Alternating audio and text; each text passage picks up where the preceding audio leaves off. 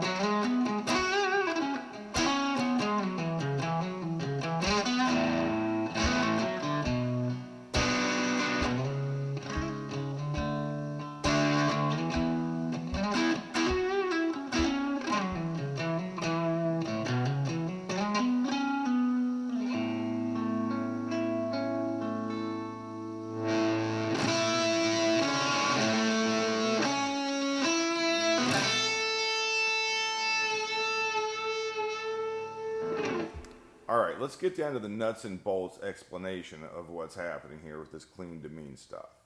In real life, as in a Helix, if you have specialty single coil pickups into a Fuzzface type circuit, a true vintage Fuzzface, into a true Marshall style circuit, or Bassman circuit, but really Marshall, you can do this. But you have to plug straight into the Fuzzface. There can't be any buffers or anything.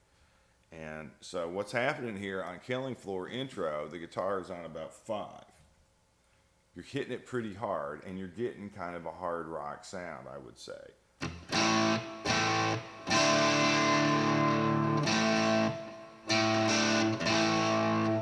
So that's a pretty normal rhythm guitar hard rock sound, I would say. And so what I'm starting on that is pretty aggressively with sort of a Hendrix style muting.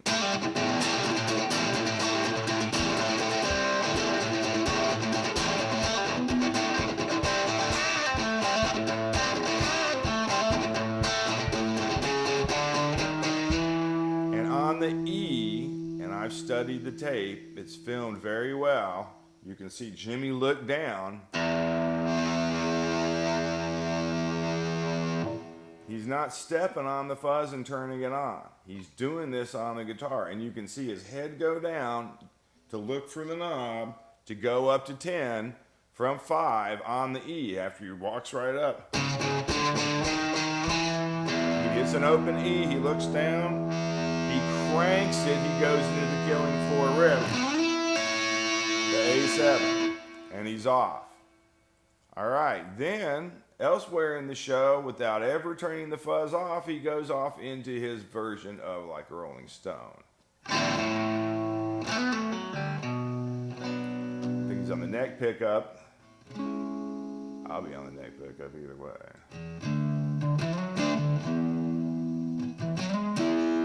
And you find the balance between how hard you pick.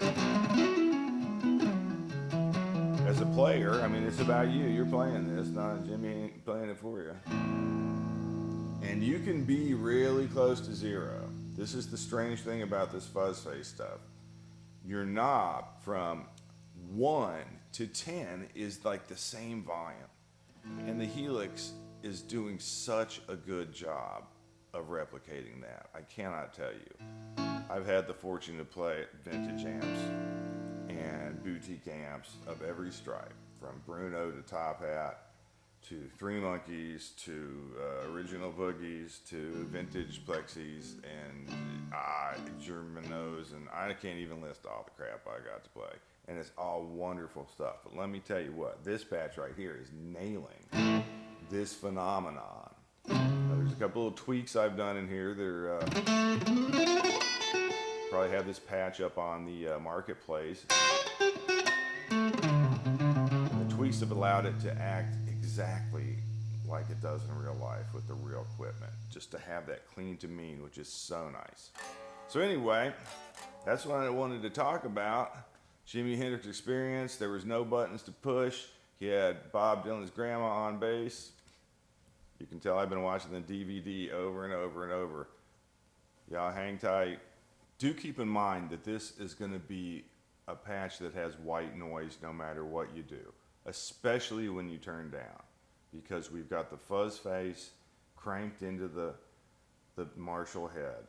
That's going to have a lot of white noise. Now, I've got it gated on the back end, but you cannot interfere in any way with the input from the guitar into the Fuzzface and still do the clean demean properly.